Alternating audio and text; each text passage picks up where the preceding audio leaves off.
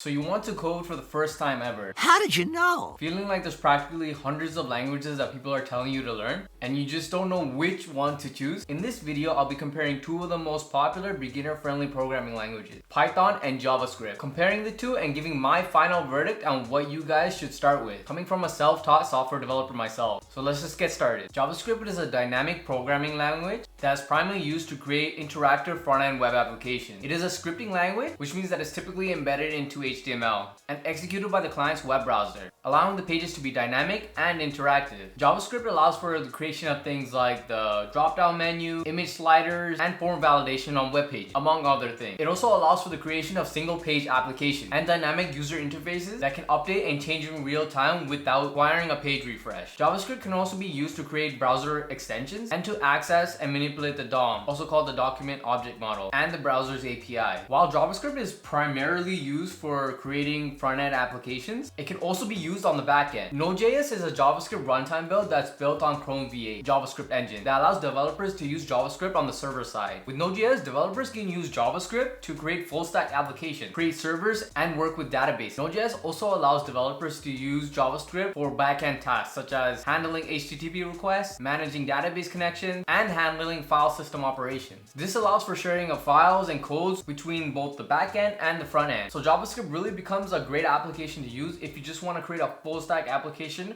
from all the way from the front end to all the way to the back end. You'll be able to use JavaScript seamlessly. On the other hand, Python is a general purpose, high level interpreted programming language that can be used for a wide variety of tasks, both on the front end and the back end. Python can be used for web development thanks to its many web development frameworks such as Django, Flask, and Pyramid. The most popular use case for Python is in the field of data sciences, scientific computing, data analysis, artificial intelligence, and machine learning, where libraries like NumPy, Pandas, and many more can really help with these things. Python has a simple, easy to read syntax, which makes it a popular choice for many beginners and experienced developers alike. It's also known for its easy learning curve, where even non-technical people can just pick it up really quickly. Python also has a large and active community. That means that there's many resources and libraries available for developers to use and help with any problem that may arise. This also leads to a lot of open source applications that are open to just Python.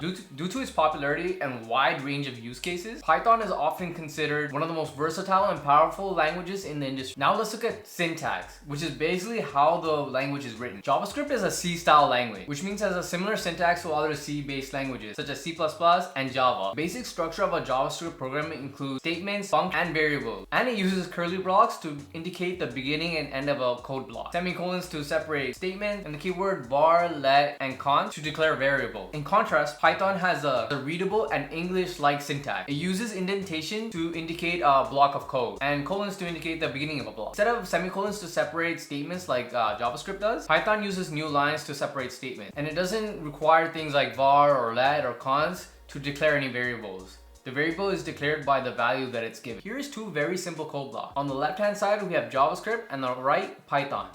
As you can see, Python is a lot easier to read, and even without any programming knowledge, you can probably quickly pick up what Python is telling you. Now I don't want to get into too much detail about the syntax and things like that, because since you're new, something like that isn't very important to you since you'll be learning it along the way in your journey anyways. So, and since a lot of programming languages eventually look kind of the same to you once you learn the basics, things like this doesn't really matter starting off, but it's just a little bit less intimidating when you're looking at Python's code. JavaScript is primarily used for front-end web development, so a lot of the job opportunities is in that sector, with roles such as web developer, front-end developer, JavaScript developer, and web application developer. However, since Node.js has become so much more popular over the years, JavaScript is being heavily used in the back end as well, providing developers with full stack opportunity, which again means both the front end and the back end. Python, on the other hand, is a versatile programming language that's used in a variety of fields, including web development, scientific computing, data analysis, artificial intelligence, machine learning, and more. Job opportunities for Python developers include positions such as software developer, data scientist, machine learning engineer, and full stack developer. Since the demand for these positions are quite high, Python developers can usually demand higher salaries. Both languages have relatively large community, providing plenty of resources and libraries to work with. But in terms of job market, Python generally has a very diverse range of job opportunities, while JavaScript tends to focus on the more front-end development side. Now let's take a quick look at some real-world examples. If we go to Indeed, we can see that JavaScript has around 70,000 jobs available right now across the US. Now you might think that's actually quite a lot, but when we look at Python's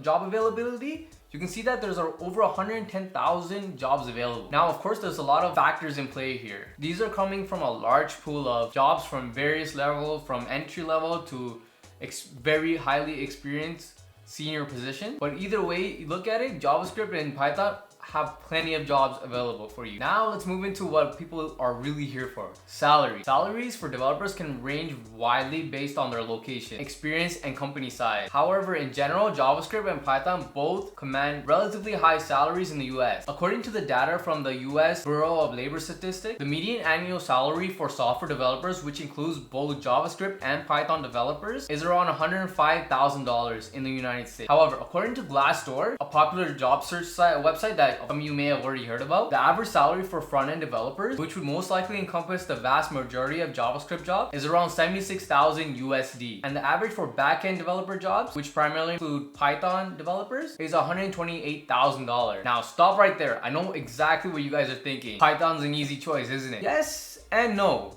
Not at all, actually. At the end of the day, these are just average numbers based on a wide variety of jobs and experiences. We have to take into account quite a lot of variables into this. Since software development requires a large range of skill sets, it's hard to narrow down just using one language or the other. But also, the average salary for a general software developer is $101,000 on Glassdoor, averaging in the US. So that's really the number I think most people should be looking at. JavaScript can be used in the back end as well, and Python can be used in the front end as well. So when you're looking at these numbers, it's a little bit confusing. But overall, you're going to be commanding $100,000 eventually in your career. And most likely sooner than you think, might be your first job or might be your second job. But there will be a day where that's going to be an easy number for you to reach. And it's also company specific. If you're looking at a FAANG company, all the roles go out the window. You could start with the salary starting at $150,000, $200,000. Really just depends on what company you go to and how well they pay their junior developer. And the max range for these FAANG companies and big tech companies is astronomical. If you want a more accurate representation of what they're paying these beginner salaries,